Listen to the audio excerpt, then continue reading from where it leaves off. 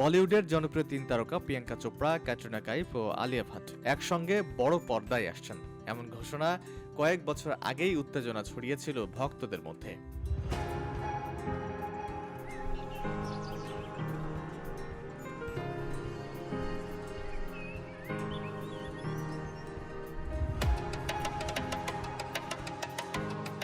নির্মাতা অভিনেতা ফারহান আক্তার পরিচালিত জিলে যারা ছবিটি ঘিরে শুরু থেকেই ছিল ব্যাপক প্রত্যাশা।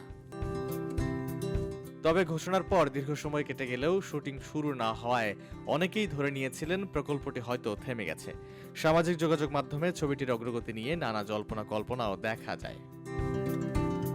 এমন সময়ে সম্প্রতি জিলে যারার নতুন একটি পোস্টার প্রকাশ্যে আসতেই ফের চাঙ্গা হয়েছে অনুরাগীরা।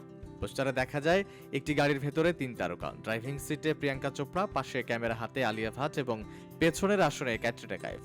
ছবির আবহে স্পষ্ট এটি একটি রোড ট্রিপ ভিত্তিক গল্প, যেখানে বন্ধুত্ব, ব্যক্তিগত জীবনের টানাপোড়েন এবং জীবনের নানা বাঁক উঠে আসবে।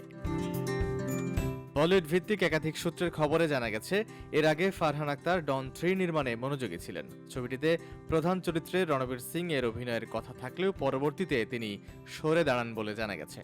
সেই জটিলতার পর জিলে যারা প্রকল্পেই ফের মনোযোগ দিচ্ছেন নির্মাতা। সবকিছু ঠিক থাকলে শীঘ্রই ছবিটির শুটিং শুরু হতে পারে বলে আশা করা হচ্ছে। এখন দেখার বিষয়, বহু প্রতীক্ষিত এই ত্রণীয় অনস্ক্রিন রসায়ন দর্শকের প্রত্যাশা পূরণ করতে পারে কতটা।